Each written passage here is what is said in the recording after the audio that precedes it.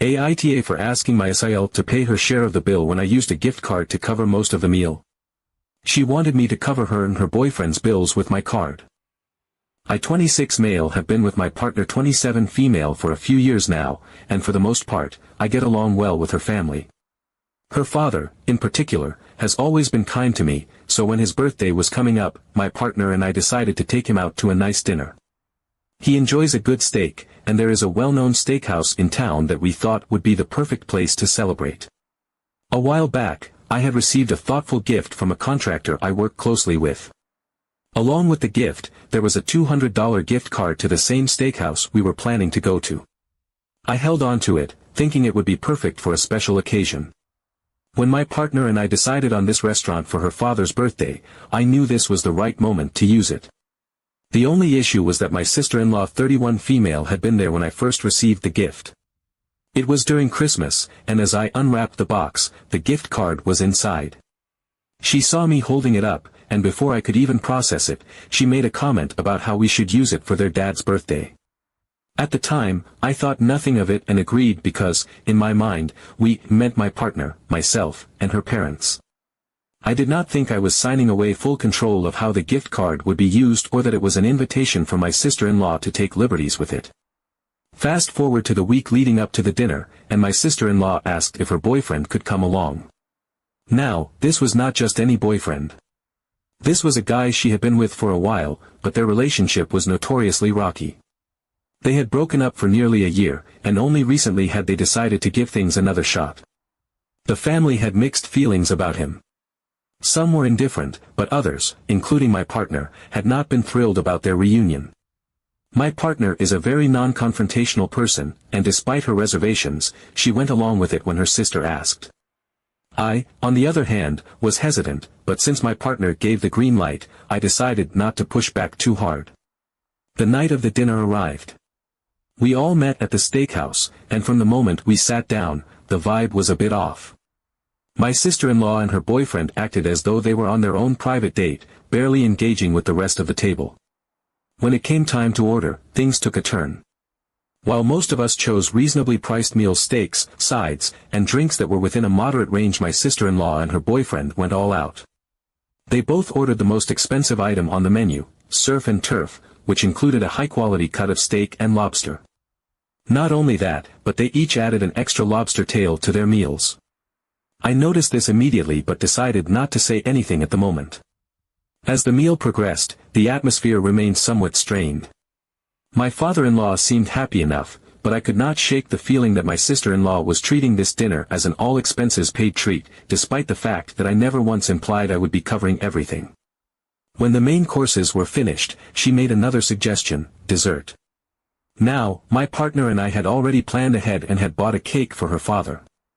We wanted to bring it back to their house after dinner so he could enjoy it at home.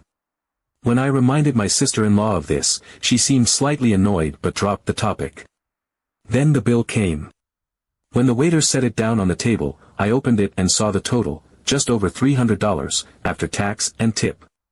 I was not entirely surprised, given what my sister-in-law and her boyfriend had ordered, but it still felt excessive. I took out the $200 gift card and used it, leaving $100 still owed.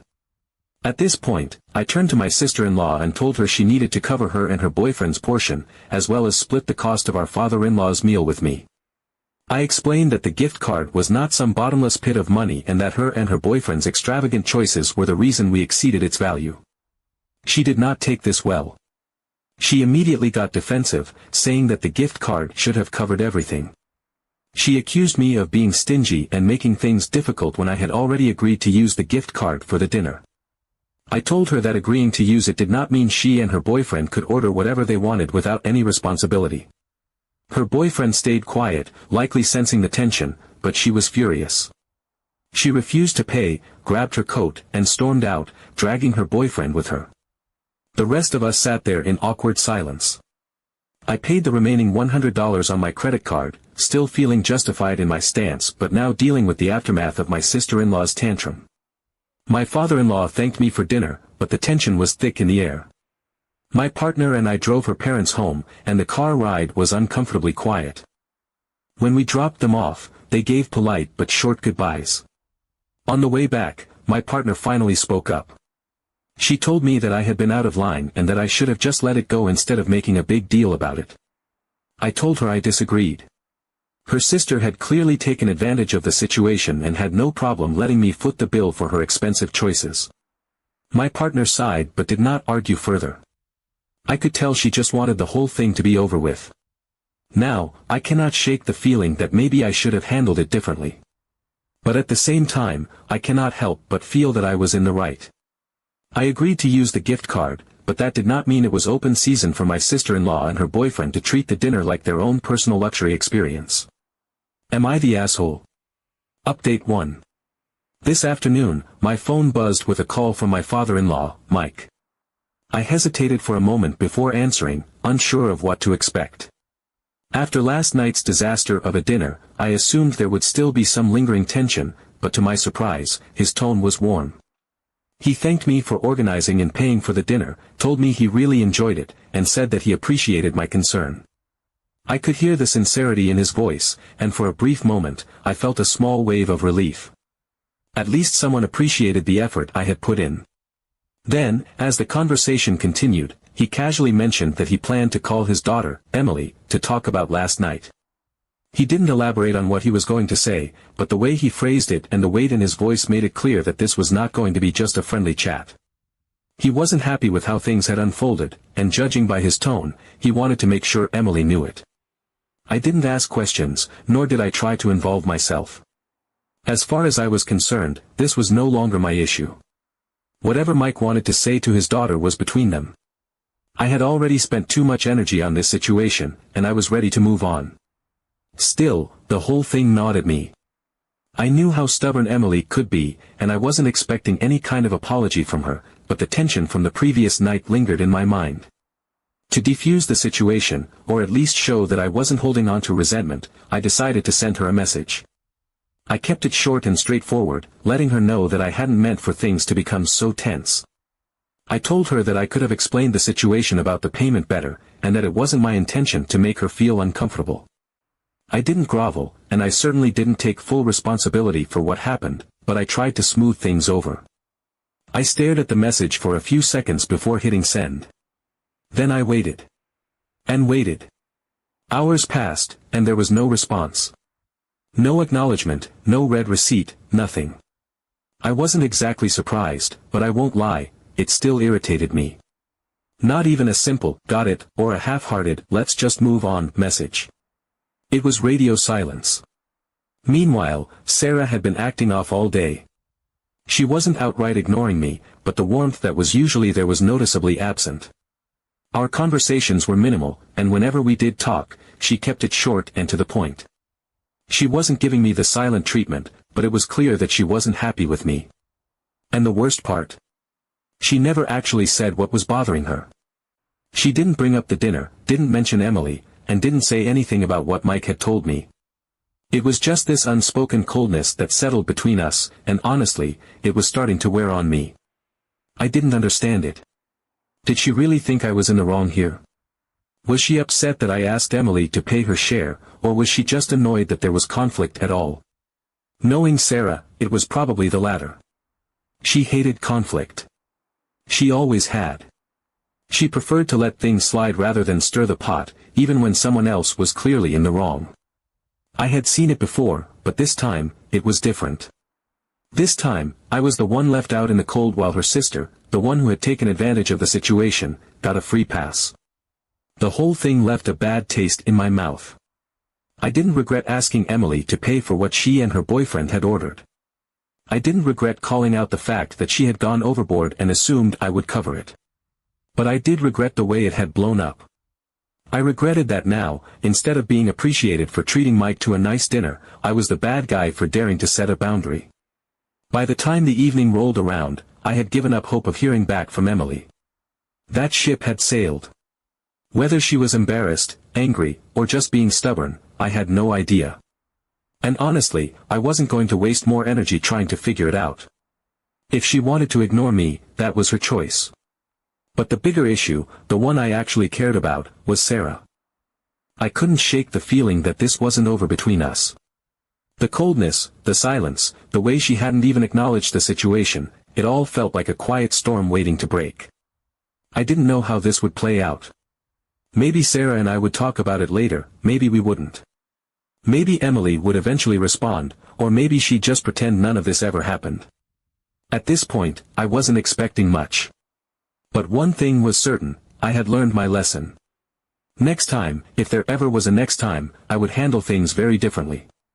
Honestly, I don't expect to get my money back from Emily, this is more of a lesson for me on how to handle similar situations in the future. Update 2. A few days later, Sarah mentioned that her family was planning another dinner. This time, it was at a different restaurant, one that was much more relaxed, a casual yet slightly upscale spot known for its seafood and pasta. It wasn't a celebration, just a regular family dinner, and despite everything that had happened at the steakhouse, I agreed to go. I didn't want to let that incident linger in the air, and part of me hoped that by showing up, things could return to normal. I wasn't looking for an apology from Emily at this point. I knew I wasn't going to get one. What I wanted was just a simple, drama-free evening.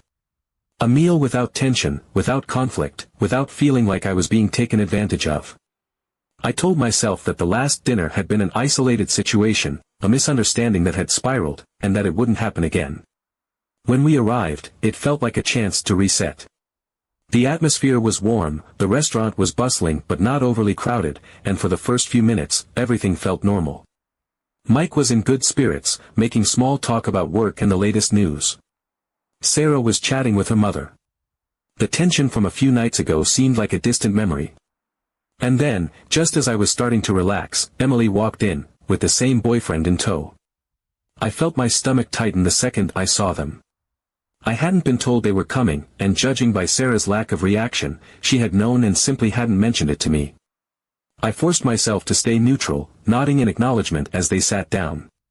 If I let my annoyance show now, I'd be the problem.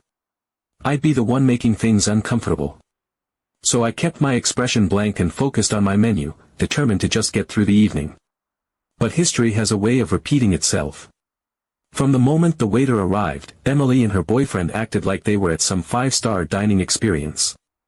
While the rest of us picked reasonable dishes, pasta, seafood, and a few shared appetizers, Emily went all in. Not only did she order the most expensive entree on the menu, but she also got an additional starter, a side, and a dessert before we had even finished our main courses. And then came the wine. A bottle of high-end wine that no one else at the table had asked for or even seemed interested in. She barely glanced at anyone else before ordering it, as if it was a given that we would all be fine with it. Her boyfriend nodded along, adding little comments about how you have to treat yourself and how a good meal is worth the price. I knew exactly how this night was going to end. As the food arrived, Emily and her boyfriend acted as though they were the only people at the table. They clinked glasses, took photos of their meals, and barely engaged with anyone else unless it was to make a comment about how incredible their food was. Mike, as usual, was polite but distant, while Sarah and her mother kept the conversation light. I was waiting, watching, knowing that the moment of reckoning would come when the bill hit the table. And then it did. When the check arrived, I already knew before even looking that it was going to be worse than last time. I glanced at the total, and sure enough, it was well over what we had paid at the steakhouse. The wine alone had been absurdly expensive, and considering Emily and her boyfriend had been the only ones drinking it, there was no doubt in my mind about who was responsible for inflating the bill. I turned to Emily and, without any hesitation, asked if she was going to pay her share. She let out an exaggerated sigh, as if I was asking the most unreasonable thing in the world. Then, with an innocent shrug, she casually stated that she had forgotten her wallet. She even made a small, apologetic face, as if this was some unfortunate accident rather than the completely predictable, intentional move that it was. I felt something inside me snap. I looked at Sarah, hoping, praying, for any kind of support. But she didn't meet my eyes. She simply stared down at the table, her hands resting in her lap, as if by not acknowledging the situation, she could pretend it wasn't happening. That was when it hit me. This wasn't just about Emily. This was about Sarah too.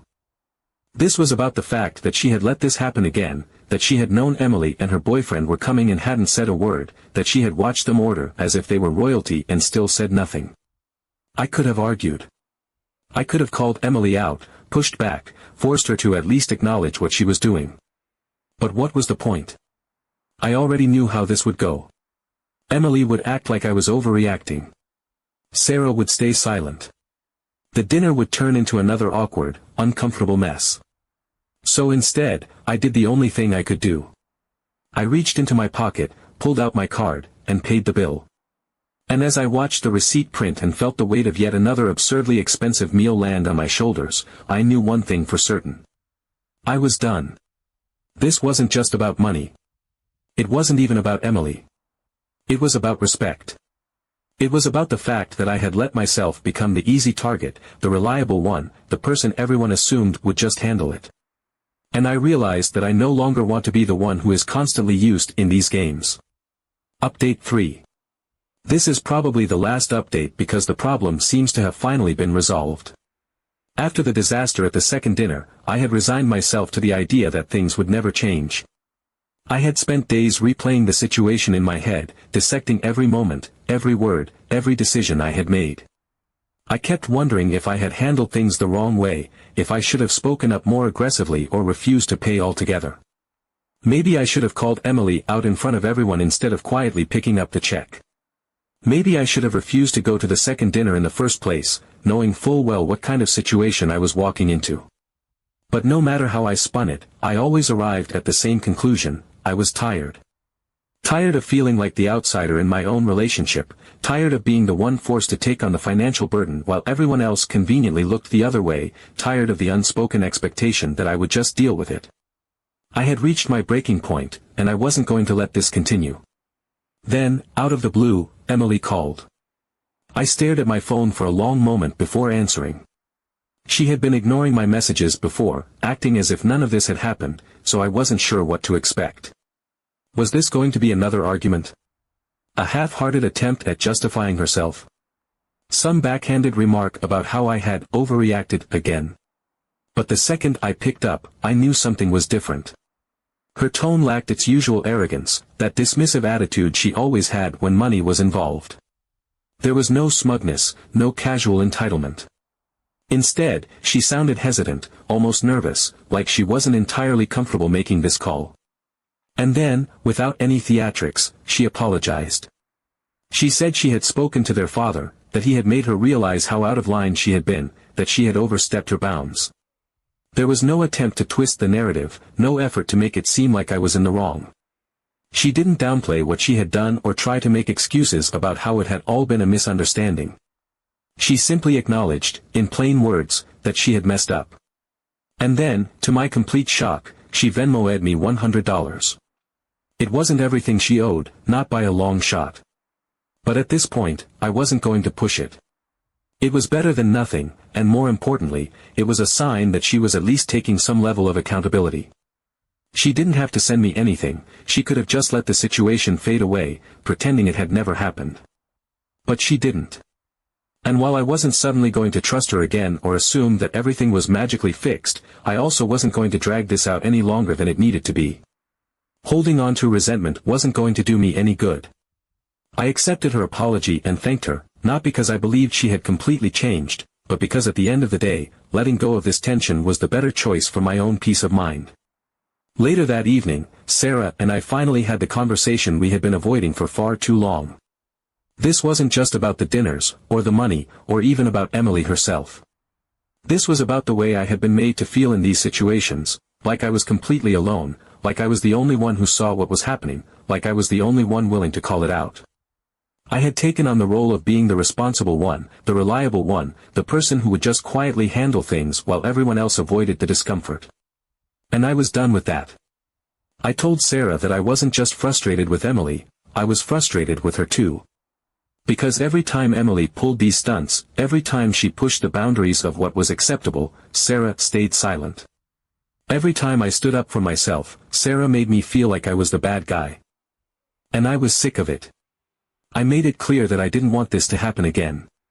That I needed to know she had my back, that I needed to feel like we were on the same team instead of feeling like I was always standing alone.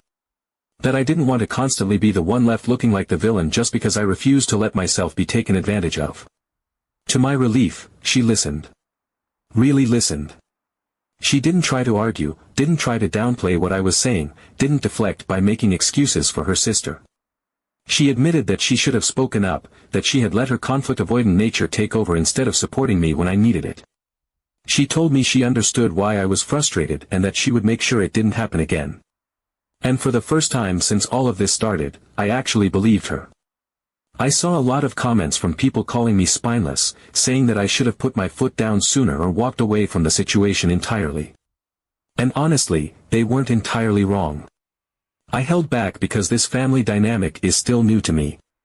I didn't want to make a bad impression on my in-laws, didn't want to be the one who disrupted the fragile balance of their interactions. I thought that by keeping the peace, I was making things easier for everyone, but all it did was enable the same cycle to repeat itself. The more I let things slide, the worse it got. And I've learned my lesson. On the financial side, I should clarify something. Sarah and I have a joint credit card that we use for eating out.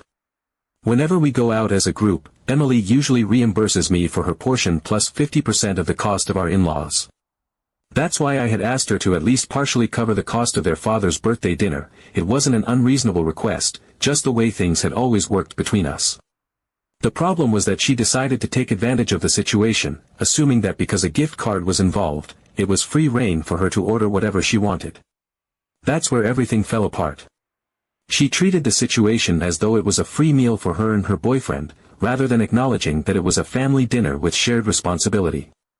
But now, finally, it seems like things are settling. Emily's apology was a step in the right direction. Sarah and I have a better understanding of each other, and I have learned how important it is to speak up when something doesn't sit right with me. I don't expect this to be a magical, permanent fix for everything, but at the very least, I know where I stand now. And I know that I won't let myself be put in this position again.